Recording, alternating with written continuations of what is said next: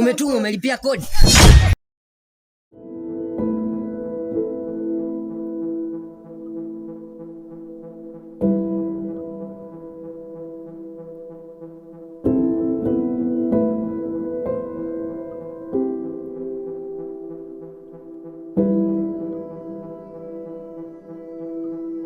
Afu nyewe nimeambia mwai. Yaani ona mnafutafuta viatu. Waini kesho shule tukaendee mambo mengine. Yaani kila siku tukitembea na wewe.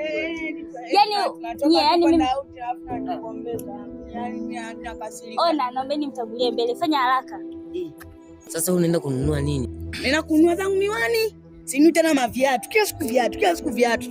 Yaani baada ya kuacha hata uende kununua Biblia wewe unasoma shuleni, eti unaanza kwenda kununua miwani. Sasa ukinunua miwani na kusaidia. Sawa, ni vitu ambavyo ni mavazi hatukatai. Lakini yaani unashindwa kununua hivyo, wewe unategemea neno la Mungu litakaje kwenye akili yako? Wewe nani? Mbona kazi ya mchawi? Wewe. Tena ndo huyu. Huyu ndo yeye maua atudiaga huyu. Ndo huyu. Tumfuate. Wewe hapo kwenye bustani umelipia kodi. Alafu wewe ndo unaibaga kila siku hapa maua. Nilikuwa tu naokota ila hapa. Umetumwa, umelipia kodi. Alafu enda kuzi. Wewe simama mwaya. Hamna. Wewe hivi kila mtu mnayemwona tu pole mwaya. Angalia nyumba yetu, rangi hiyo inaharibika. Hivi wewe unajua rangi mauzo kwa hiyo nikuulize swali. Kati ya nyumba na huyu mtu nani mwenye thamani? Unakumbuka ile ua? Zote maskini waga sijui ni wakodi.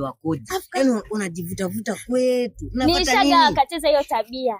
Yaani ukimwona mtu kama huyu anazunguka barabarani usimfanye lolote. Hamna dada, hamna. Yaani hawa kuna siku moja rafiki yangu alinihadisia. Au ukiwakaribisha ndani kwenu wanaondoka na kitu. Tutakuta ndani blender haipo. Subiri, mimi nipo hapa. Watu kama hawa sio watu wa kudharau. Unajua kila mmoja unemwona anapita barabarani anaokota makopo sio malaika. Eti malaika. Malaika wa hivi. Pole sana usilie.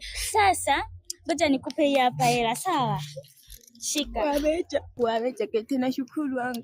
Haya sana Mungu atubariki wote. Kimya, tangulia. Nishike fimbo. Ngoja nitafute. Mungu wamecha kete. Hele inaka mwino mayo. Nantwale sitaye wabecha kete Mungu. Nantwale sibitali na kagore neli kowe. Bye. Wabecha. Karibu tena kwetu, sawa? Wabecha.